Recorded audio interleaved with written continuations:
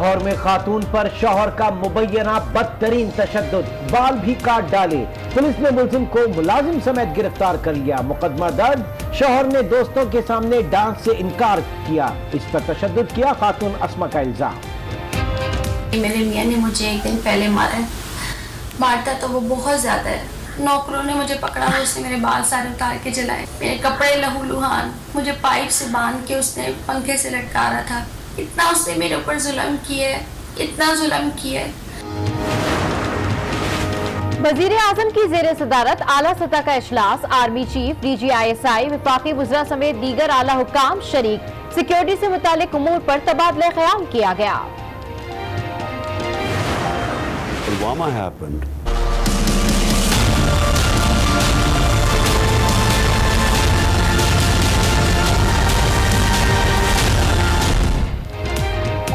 نئے پاکستان میں دہشت گرد تنظیموں کی کوئی جگہ نہیں، پاکستان کا کالعدم جیش محمد سے کوئی تعلق نہیں، وزیر اعظم عمران خان نے دنیا پر واضح کر دیا۔ برطانوی جریدے کو انٹرویو میں کہا، دہشت گرد تنظیموں کے خلاف آج جو ہو رہا ہے وہ کبھی نہیں ہوا۔ ہیجان زدہ مودی خطے کو جنگ کے دہانے پر لے آیا، بھارتی انتخابات سے پہلے کسی بڑے واقعے کے خدشے کا اظہار کر دیا۔ نیشنل ایکشن پلان پر سیاستدان نہ ہو سکے یکجان، حکومت نے اپوزیشن کے بائیکاٹ پر مشاورتی بیٹھک منسوخ کر دی، آصف زرداری، شہباز شریف اور مولانا فضل الرحمان نے شرکت سے معذرت کی تھی۔ گرفتاری کے لیے پیشگی اطلاع کی ضرورت نہیں، نیب جب چاہے کسی کو بھی گرفتار کرے، سپریم کورٹ نے فیصلہ سنا دیا، ملزم کے خلاف ٹھوس شواہد ہوں تو نیب کو گرفتاری کا مکمل اختیار ہے، ایسی گرفتاری کے لیے پیشگی اطلاع شرط نہیں۔ نواز شریف کا شریف میڈیکل سٹی سے علاج کرانے کا فیصلہ، لیگی قائد کو کل اسپتال منتقل کیا جائے گا، شہباز شریف کی جاتی عمرہ میں بڑے بھائی سے ملاقات، طبیعت دریافت کی۔ نواز شریف نے علاج کے لیے کبھی لندن جانے کا نہیں کہا، نہ ہی کبھی پاکستان میں علاج کرانے سے انکار کیا، نون لیگ کی ترجمان مریم اورنگزیب کے حکومت پر وار، کہا نواز شریف کے علاج سے متعلق حکومت کا جھوٹ عدالت میں ثابت ہو گیا، سمندر سے تیل نکلنے کا پتہ نہیں لیکن عوام کا تیل ضرور نکل رہا ہے۔ پیپلز پارٹی کا ٹرین مارچ منزل کی جانب رواں دواں، بلاول بھٹو کا مختلف اسٹیشنز پر کارکنان سے خطاب، کہتے ہیں ٹرین مارچ پر وزیر اعظم ہاؤس سے چیخیں آ رہی ہیں، کٹ پتلی حکومت کا ہر دعویٰ جھوٹا نکلا، عمران خان کیسے وزیر اعظم ہے، you turn per you turn لیتے ہیں، پیپلز پارٹی کو احتساب پر کوئی اعتراض نہیں، لیکن احتساب کے نام پر پولیٹیکل انجینئرنگ قبول نہیں۔ وزیر اعظم ہاؤس میں چیخوں کی نہیں اللہ کی گونج ہے، شیخ رشید کا جوابی وار، کہا آصف زرداری پیسے واپس کر سکتے ہیں، وہ پیسہ پھینک کر تماشا دیکھتے ہیں، شریف خاندان پر بھی تنقید، کہا شریف برادران مر بھی جائیں تو پیسے واپس نہیں کریں گے۔ جعلی اکاؤنٹس کیس میں گرفتاری کا ڈر، آصف زرداری نے اسلام آباد ہائی کورٹ سے رجوع کر لیا، کتنی انکوائریز چل رہی ہیں کچھ خبر نہیں، نیب کسی بھی انکوائری میں گرفتار کر سکتا ہے، ضمانت قبل از گرفتاری منظور کی جائے، آصف زرداری کا درخواست میں موقف، نااہلی کیس بھی سماعت کے لیے مقرر۔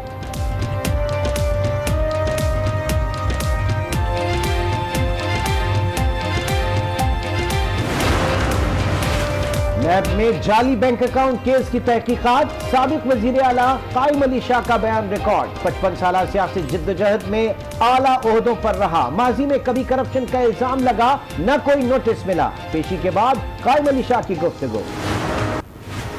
نئے پاکستان میں غریب ہوگا نہ غربت رہے گی، قومی غربت مٹاؤ پروگرام آج سے شروع ہوگا، وزیر اعظم کنونشن سینٹر میں پروگرام احساس اور کفالت کا باقاعدہ افتتاح کریں گے، ابتدائی مرحلے میں 120 ارب روپے کی رقم مختص۔ گجرانوالہ میں خاتون سے چھیڑ چھاڑ، وابدہ ملازم کو مہنگی پڑ گئی، خاتون کے شور مچانے پر اہل محلہ اکٹھے ہو گئے، خوب درگت بنا کر پولیس کے حوالے کر دیا۔ لکیر مروت میں محکمہ تعلیم کی مانیٹرنگ ٹیم پر فائرنگ، خاتون افسر اور ایک لیویز اہلکار جاں بحق، 4 افراد زخمی، ٹیم علاقے میں اسکولوں کا دورہ کرنے گئی تھی۔ سندھ پولیس کی کالی شرٹ اور خاکی پینٹ تبدیل، सिंध हुकूमत ने मंजूरी दे दी। IG सिंध ने पुलिस यूनिफॉर्म बदलने की तजवीज दी थी। हुक्काम का पुलिस में शफाफियत, गैर जानिबदारी और मेरिट को तरजीह देने का अज़्म। कबायली इजला में इंसदादे पोलियो मुहिम की टीमों को रुकावटों का सामना। 600 खानदानों का बच्चों को पोलियो से बचाव के कचरे पिलवाने से इनकार। खासादार एहलकारों का तीसरे रोज भी मुहिम का बायकॉट। बिजली चोरी रोकने के लिए वापडा का नया हरबा। चोर की चोरी का ढंढोरा पीटा जाएगा। गैरकी में बिजली चोर की निशानदेही, घर के बाहर ढोल पीटा गया, रक्स और नारेबाजी भी की गई। ग्लेडिएटर्स के एजाज में कराची प्रेस क्लब में तकरीब। कप्तान सरफराज अहमद समेत दीगर खिलाड़ियों और मैनेजमेंट को शील्ड पेश की गई। सिंधी टोपी और अजरक भी पहनाई गई। Going directly then to Düsseldorf. Flight time will be 1 hour and 20 minutes. We apologize about that. बरतानवी airlines का भुलक्कड़ पायलट लंदन से जर्मनी जाने वाली मुसाफिरों को स्कॉटलैंड ले आया। गलती का एहसास हुआ तो आसान खता हो गए। मुसाफिरों से वीडियो ना बनाने की इल्तिजा की, लेकिन मुसाफिरों ने एक ना सुनी।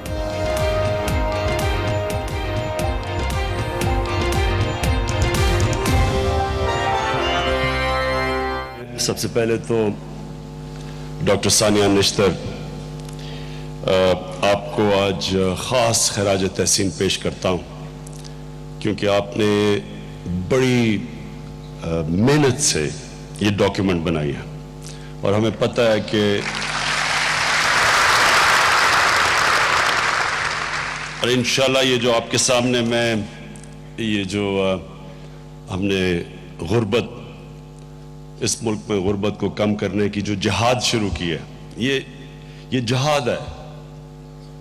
असल में इंसान का दुनिया में आने का मकसद ही ये है कि अल्लाह आपको जितना ज़्यादा देता है वो आप पे जिम्मेदारी डाल देता है कि उनके लिए आप क्या करते हैं जिनको अल्लाह ने ज़्यादा नहीं दिया। असल में ये है आपका ज़िंदगी का इम्तिहान। तो मुझे पता है कि डॉक्टर सानिया ने कितनी मेहनत की है इसके ऊपर और ये कितना कॉम्प्रिहेंसिव एक ये जो प्रोग्राम लेके आई हैं, क्योंकि ये चीज़ आप सब ने याद रखनी है कि गुर्बत अगर एक माशरे से कम करनी है तो वो कोई एक फॉर्मूला नहीं है उसका। आप ये नहीं कह सकते कि अगर मैं एक चीज़ करूँगा तो गुर्बत कम हो जाएगी। गुर्बत कम करने के लिए बहुत चीज़ें करनी पड़ती हैं, बड़े स्टेप्स लेने पड़ते हैं और इसीलिए ये जो हमारा जो प्रोग्राम है, इसलिए इसके पीछे मैं हूँ और पूरी तरह जो डॉक्टर सानिया का प्रोग्राम की इम्प्लीमेंटेशन है। एक तो ये प्रोग्राम है ना, अब इसको इम्प्लीमेंट करना है, तो इम्प्लीमेंटेशन के लिए पूरी government, prime minister, government, different जो वज़रा हैं जिनके मुख्तलिफ उनकी वजारतें हैं, ये सारा क्रॉस सब मिलके अब इसकी ये जिहाद लड़ेंगे। तो मैं दो चीज़ें पहले, ये जो अब हमने पूरा जो आपके सामने प्रोग्राम लेके आ रहा हूँ, ये मैं आपके रखने से पहले मैं दो चीज़ें आपको कहूँगा कि देखें, हमारा मुल्क, मैं बार बार लोगों को बताता हूँ कि ये कोई इलेक्शन स्लोगन नहीं थी। ये मेरा ईमान है कि ये वाहिद दुनिया में जो मुल्क बना था इस्लाम के नाम पे, वो पाकिस्तान था।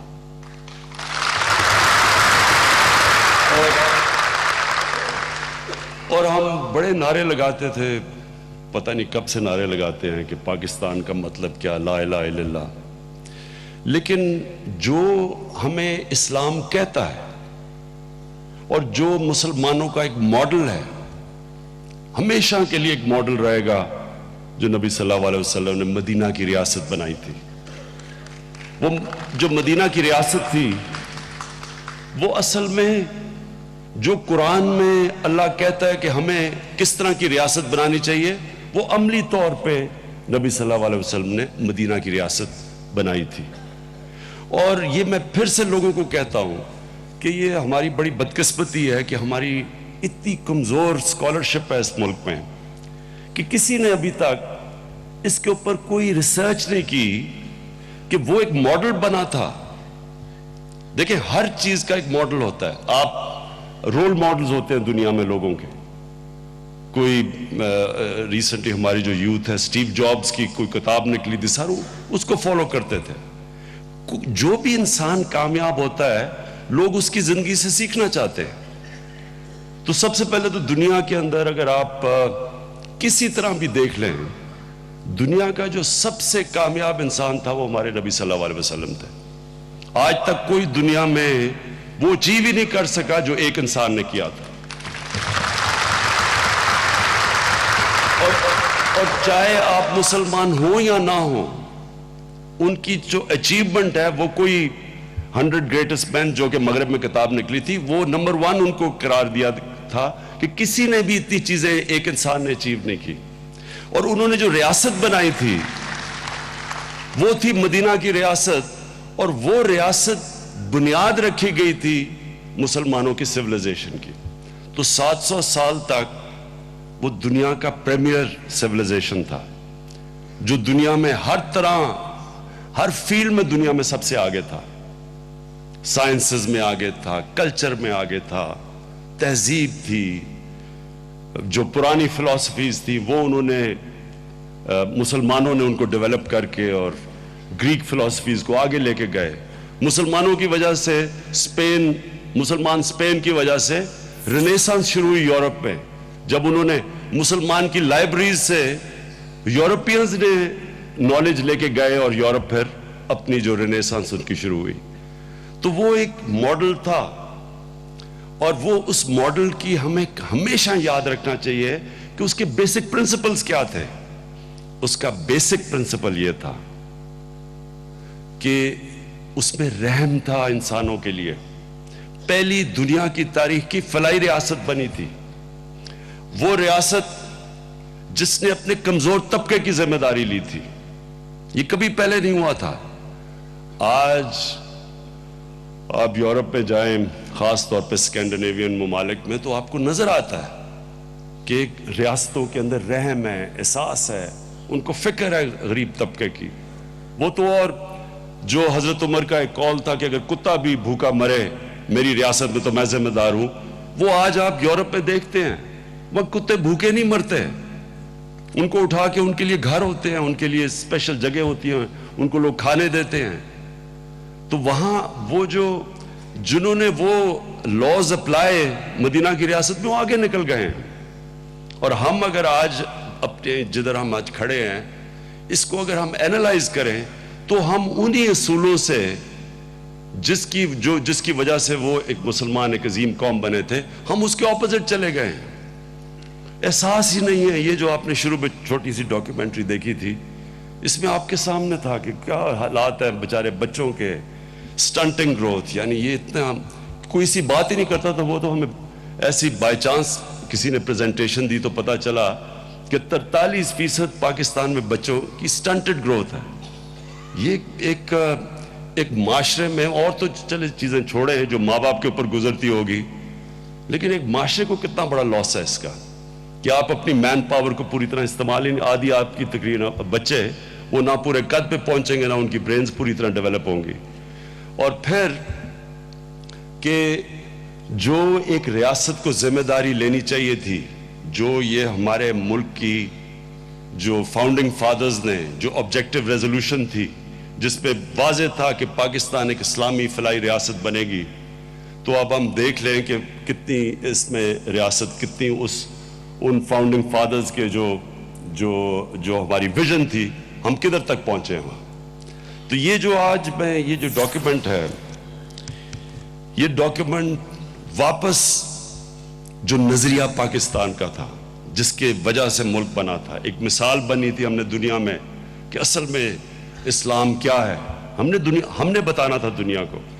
تو یہ واپس اس سڑک پہ اس راستے پہ جانے کے لیے یہ ہے ایک پہلی صحیح کوشش اس راستے کے اوپر جانے کے لیے.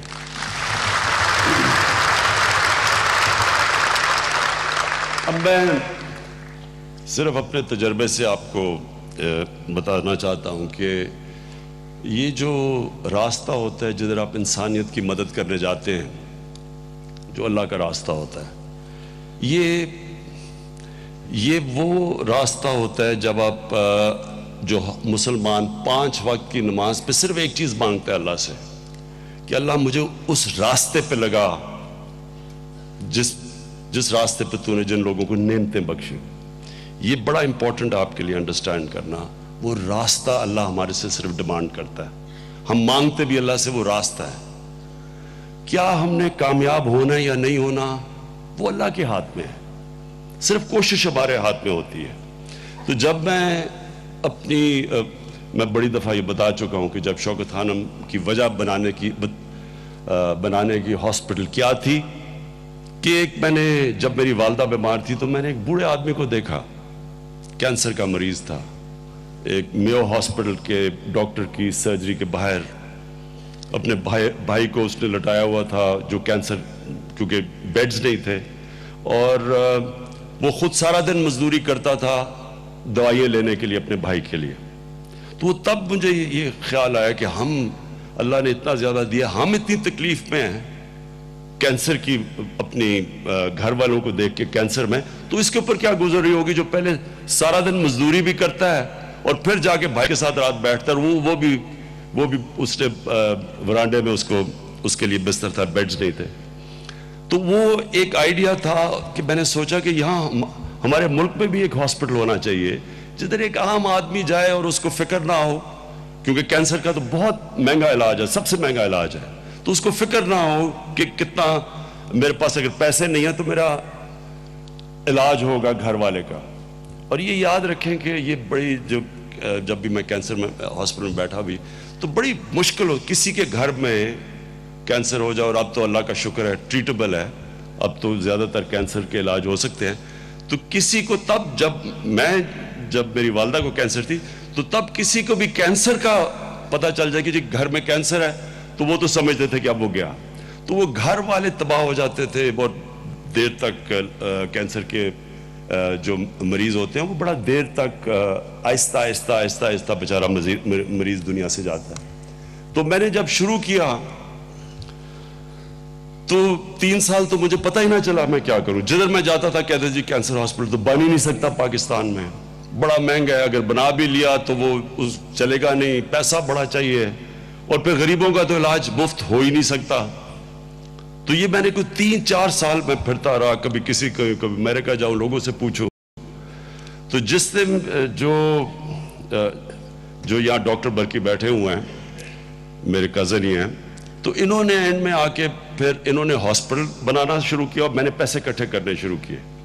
اور آپ یہ سوچیں کہ 1 کروڑ روپیہ بینک میں تھا جب 70 کروڑ روپے کا پروجیکٹ شروع کر دیا، اور ایک دن وہ پروجیکٹ نہیں رکا، ایک دن نہیں رکا. اور کہاں میں نے تب سوچنا تھا کہ جو 70 کروڑ میں ہاسپٹل بننا تھا اس کا سالانہ خسارہ، ہر سال کا اس کا خسارہ 70 سے 75% کینسر کے مریضوں کا مفت علاج کرنے کا جو آج خسارہ ہے شوکت خانم کا، وہ 6 ارب روپیہ ہے، 600 کروڑ روپیہ ہے. ہر سال ہاسپٹل کا خسارہ کرتا ہے 6 ارب روپیہ. اور یہ سوچے کہ یہی پاکستانی قوم ہر سال پچھلے سال سے زیادہ پیسہ دے دیتی ہے. تو میں اگر اپنا لاجک استعمال کرتا میں یہ کبھی بناتا ہی نہ. میں سوچتا کہ یہ کیسے، یعنی کہاں مجھے تب پتا تھا کہ ہر سال مجھے 600 کروڑ روپیہ اکٹھا کرنا پڑے گا.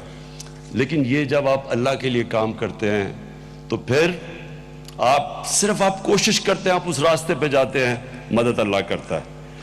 اب جو میں ماڈرن ڈے اگزامپل دینا چاہتا ہوں وہ چائنا کا. میں بار بار چائنا کا اگزامپل دیتا ہوں. اب یہ سوچ لیں کہ 30 سال پہلے چائنا کا کیا حال تھا. کون 30 سال پہلے سوچتا تھا کہ ایک ملک 70 کروڑ لوگوں کو غربت سے 30 سال میں نکالے گا. یہ دنیا کی تاریخ میں کبھی کسی نے نہیں کیا. تو اگر کوئی 30 سال پہلے کہتا کہ جی چائنا 70 کروڑ لوگوں کو نکال دے گا اور دنیا کا سب سے تیزی سے وہ ملک جو سب سے فاسٹسٹ گروئنگ اکانومی ہے, کس کو پتا تھا؟ لیکن ان کی لیڈرشپ نے, جو آج انشاءاللہ ہم فیصلہ کر رہے ہیں, انہوں نے بھی یہ فیصلے کیے. انہوں نے یہ کہا کہ ہم چاہتے ہیں کہ ہمارا ملک اوپر جائے, لیکن یہ نہیں کہ ایک چھوٹا سا طبقہ امیر ہو جائے اور باقی غریبوں کا سمندر ہو.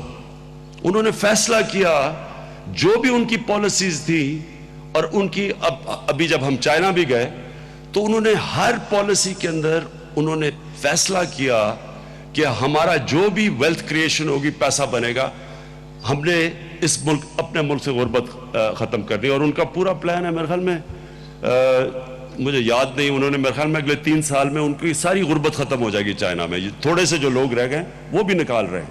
تو کانشیسلی ایک سوسائٹی نے فیصلہ کیا. میں اس لیے یہ کہتا ہوں کہ ایک قوم جب ارادہ کر لیتی ہے, جو یہ پھر اللہ کا راستے پہ نکل جاتی ہے, کیونکہ غریباں کی آواز تو اللہ سنتا ہے. تو جب وہ ایک انسان نیت کر لیتا ہے تو وہ پھر قوم نکل جاتی ہے. اور میرا یہ ایمان ہے, یہ جو آج ثانیہ نشتر نے بڑا زبردست پروگرام ڈیولپ کیا ہے, میرا یہ ایمان ہے کہ انشاءاللہ آپ ہی ایک دن دیکھ رہے ہوں گے کہ پاکستان میں جب ہم لوگوں کو غربت سے نکال دیں گے. اچھا جی, اب آپ کو میں یہ پوری, اب آپ نے تھوڑا ذرا صبر کرنا ہے کیونکہ یہ بڑا مشکل سے یہ ہم نے بنایا اس کا, اپنی غربت کو ہٹانے کے لیے جو ہم چینجز لے کے آ رہے ہیں. سب سے پہلا چینج جو ہماری کانسٹیٹیوشن ہے اس میں ہے آرٹیکل 38D. 38D جو ہے وہ یہ کہتا ہے, ایک پالیسی دیتا ہے کہ ہم نے پاکستان کے اندر لوگوں کو کھانا بھی دینا ہے, ان کو روٹی کپڑا مکان بھی دینا ہے, تعلیم بھی دینا ہے, اور ان کی صحت کا دھیان رکھنا ہے. لیکن یہ ایک policy recommendation, principles of policy ہے. ہم نے جو کانسٹیٹیوشن کے اندر امینڈمنٹ کرنی ہے, ہم نے اس کو چینج کر کے اس کو فنڈامنٹل رائٹ کر دینا ہے کہ پاکستان کے لوگوں کو یہ 5 چیزیں اسٹیٹ گارنٹی کرے. یہ پہلا قدم ہے انشاءاللہ. یہ مشکل کام ہے. دیکھیں ہم سٹنگ گورنمنٹ کر رہی ہے, ہم کر رہے ہیں, اپنے اوپر پریشر ڈال رہے ہیں کہ کوئی بھی عدالتوں میں جا سکے گا جب یہ امینڈمنٹ آ جائے گی کہ وہ کہیں گے جی یہ ہمارا فنڈامنٹل رائٹ ہے, ہمیں یہ چیزیں دے. تو انشاءاللہ ہم اپنے اوپر پریشر ڈال رہے ہیں. اس کے بعد ہم پسماندہ اور کمزور لوگوں کے لیے جو سپینڈنگ ہے, جو ان کے لیے جو ہم ان کو جو پیسے دیتے ہیں, جو ابھی تک سپینڈنگ, اس کے اندر اضافہ کر رہے ہیں 80 ارب روپے کا. اور انشاءاللہ 2021 تک یہ 120 ارب روپے اس کو ہم اور بڑھا دیں گے. انکریمنٹل اس کو بڑھاتے جائیں گے سپینڈنگ کو. کسی گورنمنٹ نے آج تک اتنا زیادہ پیسہ غربت کم کرنے پہ نہیں خرچ کیا. پھر اب ایک نئی منسٹری بنا رہے ہیں, اور وہ منسٹری ہوگی, اس کا کام ہی ہوگا کہ social protection and poverty alleviation. یعنی اس کا کام ہی یہ ہوگا کہ وہ سارا کوارڈینیشن کرے گی پاکستان کے اندر, یہ جو ہمارا پورا پروگرام ہے اس کو امپلیمنٹ کرنے کے لیے. اس کے اندر جو ہم فرق کر رہے ہیں, ہم جتنے بھی ادارے ہیں جو کہ غریبوں کی مدد کرتے ہیں, ان کو ساروں کو ہم کوارڈینیٹ کریں گے ایک جگہ سے. یہ بڑا ضروری آپ کے لیے سمجھنا ہے کہ ابھی تک مثلا بس کوئی ایک چیز کر رہی ہے, زکوٰۃ وہ بھی پیسے دے رہے ہیں, وہ اپنی طرف لگے ہوئے ہیں, بیت المال اپنا کام کر رہا ہے, اور بھی ویریس ادارے ہیں جو لگے ہوئے ہیں, مثلا Pakistan poverty alleviation, poverty council. یعنی یہ ساری چیزیں یہ سب علیحدہ علیحدہ کام کر رہے ہیں, کہ کوئی کوارڈینیشن نہیں ہے.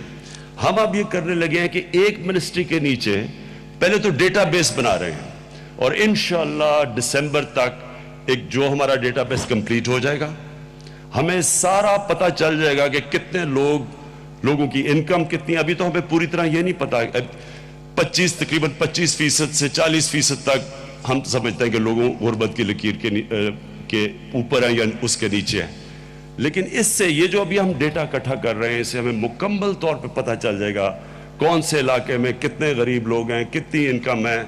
और जब एक तरफ डेटा आ जाए तो फिर ये सारे इदारों को एक ही जगह से कोऑर्डिनेट करेंगे।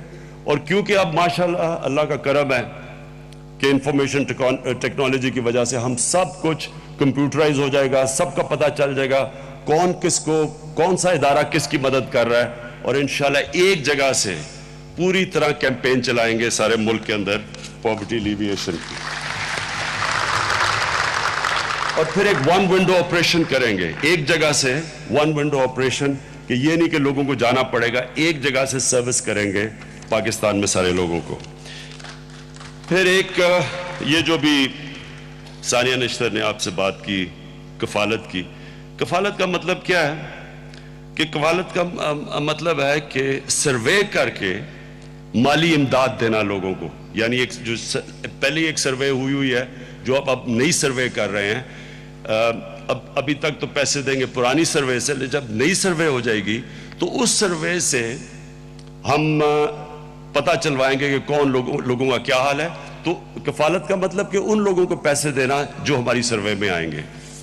तो उसमें और इंशाल्लाह दिसंबर में ये हमारी नई सर्वे भी आ जाएगी। इसमें अब हम क्या करने लगे हैं, इसमें हम 57 लाख ख्वातीन को उनके हम सेविंग अकाउंट्स बनाएंगे और उनको मोबाइल फोन्स देंगे, और उन मोबाइल फोन से उनको बैंक अकाउंट होंगे उनके, तो वो अपने मोबाइल फोन से अपने बैंक अकाउंट को एक्सेस कर सकेंगे। और इससे ये भी होगा कि ये अभी तक जो कई दफ़ा पैसा जाता नहीं है सही जगह पे, क्योंकि ये सारा कुछ उनके बैंक अकाउंट में डायरेक्टली जाएगा, वो खुद एक्सेस कर सकेंगे। ये सबसे एक ट्रांसपेरेंट तरीका होगा कि उन ख्वातीन को पैसा देने का। उनकी कैश ट्रांसफर्स 5,000 से 5,500 पे हम इंक्रीज कर रहे हैं, और उसके अलावा 500 डिजिटल हब्स बना रहे हैं। ये बड़ा इंपॉर्टेंट है आपके लिए समझना। ये तहसीलों में होंगे और ये अपॉर्चुनिटी क्रिएट करेंगे गरीब लोगों के लिए कि ये इन हब्स के अंदर ये जाएंगे, यहाँ ऑफिसेज होंगे, उधर उनके पास उन ऑफिसेज के अंदर वो अपने बैंक अकाउंट एक्सेस कर सकते हैं, वो वहाँ ख्वातीन जा सकती हैं, और इनको आहिस्ता आहिस्ता मौका देंगे कि यहाँ इनके लिए ये भी बता दें कि नौकरियां का ये इनको डायरेक्शन भी देंगे कि आप क्या कर सकते हैं, आप नौकरी कौन सी कर सकते हैं, आप किस तरह अपनी जो आगे मैं आपको बताऊंगा कि उनको ग्रेजुएट कैसे करवाएंगे, आगे कैसे बढ़वाएंगे, कि उनको सिर्फ पैसे नहीं देंगे, मौके देंगे उनको कि अपनी ज़िंदगी बेहतर कर सकें। फिर हम एक तहफ़्फ़ुज़ प्रोग्राम है वो दूसरा है। ये वो लोग हैं जब कि कोई मुश्किल में पड़ेगा तो वो फिर कांटेक्ट कर सकेगा लीगल एड लेने के लिए। उनको अगर लीगल एड चाहिए, मतलब देखिए लोगों को बड़ा मुश्किल पड़ता है, कोई बीमार होता, कोई किससे नाइंसाफी गरीब आदमी से होती है, उसके पास पैसा नहीं होता वकील करने के लिए। तो एक तो हम कानून वैसे ही लेके आ रहे हैं, लेजिस्लेशन, जो कि हमारी गवर्नमेंट पहली दफा लीगल एड देगी गरीब लोगों को। और इसमें भी इस जगह भी ये जो जब कॉल करेंगे, हमारी ये जो हमारा कॉल सेंटर होगा, उधर से भी अगर किसी को मसला पड़ा लीगल एड का वो देंगे। एजुकेशनल ग्रांट्स देंगे, जो बच्चे पासमानदा इलाके या उनके पास पैसा नहीं या वो पढ़ना चाहते हैं उनके लिए ग्रांट्स देंगे। उनके लिए जिनके पास इंसाफ कार्ड्स नहीं है, एक तो हम हेल्थ इंश्योरेंस, वो मैं आपको बताऊंगा, पहली दफ़ा बड़ी हम अब सारे पाकिस्तान में आहिस्ता आहिस्ता निचले गरीब लोगों ख़ानदानों को हेल्थ कार्ड्स दे रहे हैं, जो 7,20,000 का एक गरीब ख़ानदान के पास आएगा, ताकि वो कहीं भी जाके प्राइवेट हॉस्पिटल जहाँ भी जाके अपना इलाज करवा सके।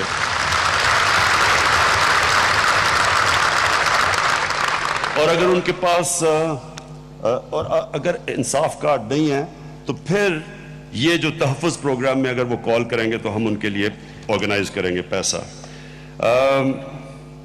और फिर जो बेवा हैं जिनके पास कोई सोर्स ऑफ इनकम नहीं है, उनको भी वो भी अगर कॉल करेंगे तो उनके लिए भी हम उनको पहले तो हमारे वो डेटाबेस पे भी आ जाएंगे और उनकी भी मदद करेंगे। फिर ہم پارٹنرشپ کریں گے NGO سے. اب یہ بڑا پوائنٹ آپ کے لیے امپورٹنٹ ہے کیونکہ پاکستان وہ ملک ہے جدھر ہم ٹیکس تو سب سے کم دیتے ہیں دنیا میں, لیکن یہ ملک دنیا میں سب سے زیادہ خیرات دیتا ہے. 5 ملکوں میں ہے پاکستان دنیا میں جدھر ہم سب سے زیادہ خیرات دیتے ہیں. تو اب ہم یہ کریں گے کہ اس سب کو کوآرڈینیٹ کریں گے ایفرٹ کو.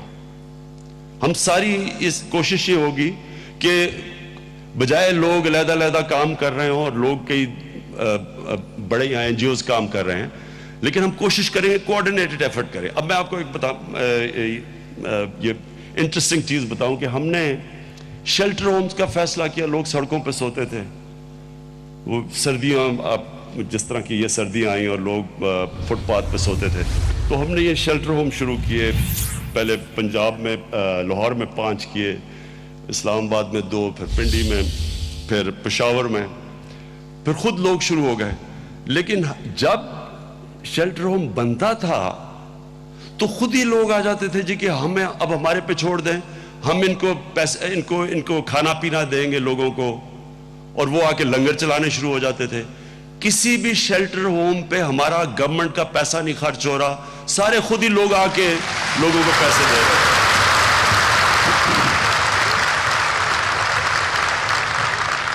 تو ہماری اب کوشش ہے کہ یہ NGOs کے ساتھ مل کے ابھی نہیں تو ان شیلٹر ہوم سے مل کے, مجھے پتا ہے آپ جلسے مس کر رہے ہیں تحریک انصاف کے, مجھے پتا ہے.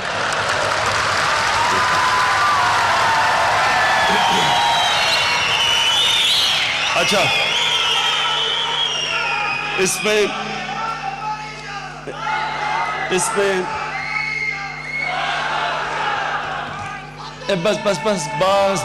بس ابھی میں نے یہ آپ کو پورا پروگرام بتانا ہے, اور یہ بڑا ضروری ہے کہ آپ نے پلیز سننا ہے. یہ پہلی دفعہ پاکستان میں اس طرح کا پروگرام آ رہا ہے, اور انشاءاللہ جب ہمارا ایک عظیم ملک بن جائے گا, آپ یاد رکھیں گے اس دن کو جس دن ہم نے یہ لانچ کیا یہ پروگرام. اسٹریٹ چلڈرن, بچے جو سڑکوں پہ ہوتے ہیں, ان کے لیے ہم یہ پبلک پرائیویٹ پارٹنرشپ کریں گے ان کے ساتھ, ان کے لیے. پھر یہ خانہ بدوش لوگ ہوتے ہیں جو جب سردیاں پڑتی ہیں تو پہاڑوں سے نیچے آ جاتے ہیں نوکریاں ڈھونڈنے کے لیے, ان کے لیے. پھر جو ٹرانسجینڈر ہیں, خواجہ سرا, ان کے لیے بھی ہم نے فیصلہ کیا کہ ان کے اوپر ان سے بڑا معاشرہ پتہ نہیں بڑا بری طرح ان کو ٹریٹ کرتا ہے. انشاءاللہ ان کی بھی ہم مدد کریں گے. اور یہ بانڈڈ لیبر, بھٹوں کے اندر کئی جگہ بڑے بچوں کو زبردستی کام کیا جاتا ہے, تو ادھر اس کے لیے بھی یہاں سے پوری ہم موومنٹ شروع کریں گے. اور کئی دفعہ ڈیلی ویجرز ورکرز آتے ہیں بیچارے, آپ دیکھتے ہیں بیٹھے ہوئے ہوتے ہیں, اگر نوکری نہ ملے, برے حالات ہو, تو وہ بیچارے, ان کے لیے بھی یہ اسی تحفظ پروگرام سے انشاءاللہ مدد کریں گے NGOs کے ساتھ مل کے. پھر ہم نے فیصلہ کیا ہے کہ یہاں بیت المال فنڈ کرے گا 10,000 یتیم بچوں کو. اگلے 4 سال میں یہ ٹارگٹ رکھا ہے ہم نے بیت المال کے لیے کہ اگلے 4 سال میں 10,000 یتیم بچوں کے لیے انہوں نے ہومز بنانے ہیں, جس طرح سویٹ ہومز ہیں انہوں نے وہ بنانے ہیں. ہم نے آپ کے لیے یہ جو ہیلتھ پالیسی ہے اس کے 2 پہلو ہیں. جو ہمارا انصاف کارڈ کی جو میں بات کر رہا تھا, وہ 38 ڈسٹرکٹس کے اندر 33 لاکھ لوگوں کو اگلے 4 سال میں کور کریں گے, اور اس میں 33 ارب روپیہ ہم نے یہ انصاف انشورنس کے اوپر ڈالا ہے.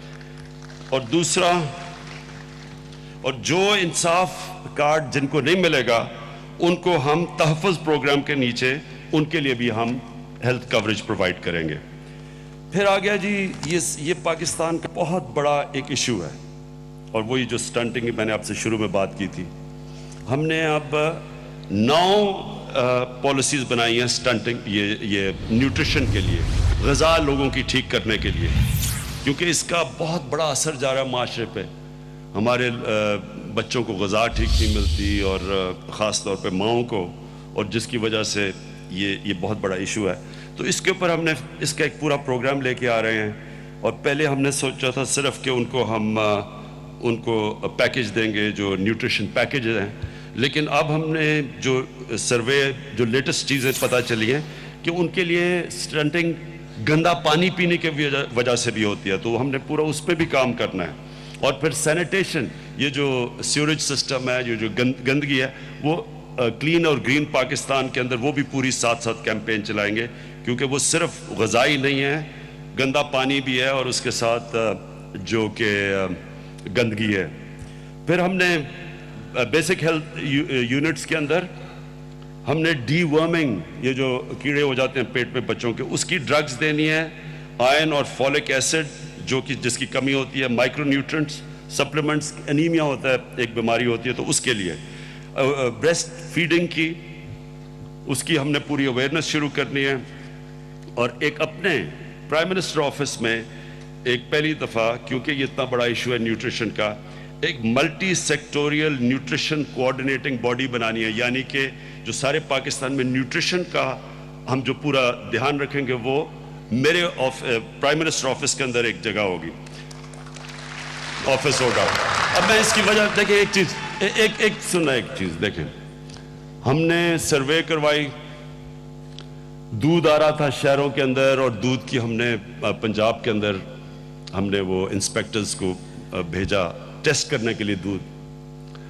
آپ کو خوف ہوگا یہ چیز سن کے, تقریباً 75% جو کھلا دودھ ملتا ہے آپ کو وہ پینے کے قابل نہیں ہے. 75%. کئی جگہ ایسی چیزیں دیکھی, ایک شہر کے اندر جب کیا تو وہ سارا شہر جو وہ سمجھ رہا تھا وہ دودھ پی رہے ہیں, وہ دودھ ہی نہیں تھا, وہ کوئی واشنگ مشین میں پاؤڈر ڈال کے چیزیں بنائی جاتی تھی جس میں وہ انگریڈینٹس ہی نہیں تھے جو دودھ میں جو بیچارے بچوں کو ملتے. آپ سوچیں کہ کتنا بڑا ظلم ہو رہا ہے ہمارے بچوں سے. بچوں کو اگر دودھ ہی صحیح نہیں مل رہا تو آپ دیکھیں کہ اس کا کتنا بڑا امپیکٹ ہمارے فیوچر پہ جا رہا ہے. اس لیے یہ بہت سیریس ایشو ہے.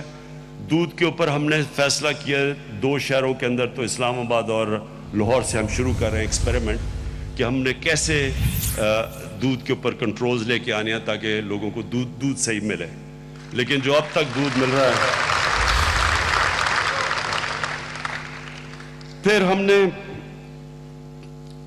خواتین کے لیے ایک ہم نے ان کو کس طرح ہم نے ان کی مدد کرنی ہے.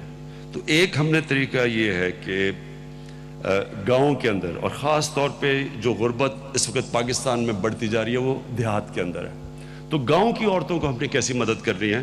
تو ہم نے ان کے لیے بکریاں پرووائڈ کرنی ہیں تاکہ ان کو دودھ ملے, بچوں کو دودھ ملے, اور سن ایک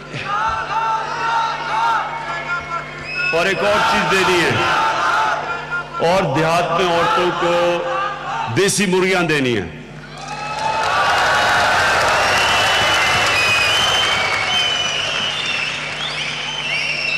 ہمارے کئی لوگ شہروں میں ان کو اندازہ نہیں ہے. یہ ساری دنیا میں ٹرائیڈ اینڈ ٹیسٹڈ ماڈل ہے کہ غریب لوگوں کی نیوٹریشن, ان کو غذا بہتر دینے کے لیے, ان کی آمدنی بڑھانے کے لیے مرغیاں اور بکریاں, یہ 2 ایسی چیزیں ہیں جس سے انشاءاللہ بڑا دیہات میں فرق پڑے گا. پھر ہم نے کچن گارڈننگ, دیہات کے اندر ان کو ہم نے خاص طور پہ بیج دیں گے سبزیاں اگانے کے لیے, اپنے گھر کے ساتھ اپنے دیہات کے اندر آسان ہے, ان کے پاس جگہ ہوتی ہے, سبزیاں اگائیں تاکہ ان کو غذا صحیح ملے اور بیچنے کے لیے بھی ہو تاکہ اپنی آمدنی بہتر کریں. پھر ہم نے ایڈیبل آئل کمپنیز کو کہیں گے کہ ان کو سیڈز پیکٹس دیں. یہ ان سے ابھی ہماری بات چیت شروع ہو گئی ہے, ان سے ہم پیکٹس لیں گے جو کہ ہم سارے غریب گھرانوں کے اندر دیہات کے اندر دیں گے تاکہ ان کی آمدنی بڑھے. پھر جو یوٹیلیٹی سٹورز ہیں ان کے اوپر میں نے ابھی سے کہ ادھر بھی ہم سیڈ ڈسٹریبیوشن کریں گے, یوٹیلیٹی سٹورز کے اندر ادھر بھی ہم رکھیں گے बीज रखेंगे ताकि वो गरीब घराने में लोग ले जा सके, अपने घर में उगा सके, अपनी ग़िज़ा बच्चों की अपनी बेहतर करें। ये एक चीज़ प्लीज़ याद रखना कि ये वो चीज़ें हैं, ये छोटी छोटी चीज़ें हैं जो बहुत बड़ा फ़र्क डालती है। जब एक मुल्क के पास पैसा नहीं है, आज हमारे पास पैसा नहीं है, जो 10 साल में जमहूरियत ने हमारे से बदला लिया 10 सालों में, वो उन्होंने वज़ीर आज़म इमरान खान इस वक्त तख़फ़ीफ़ गुर्बत के हवाले से पूरा प्लान पेश कर रहे हैं और ये प्रोग्राम है एहसास, जिसका बाकायदा आज इजरा हो चुका है। इस वक्त ये तकरीब जारी है, इसमें हम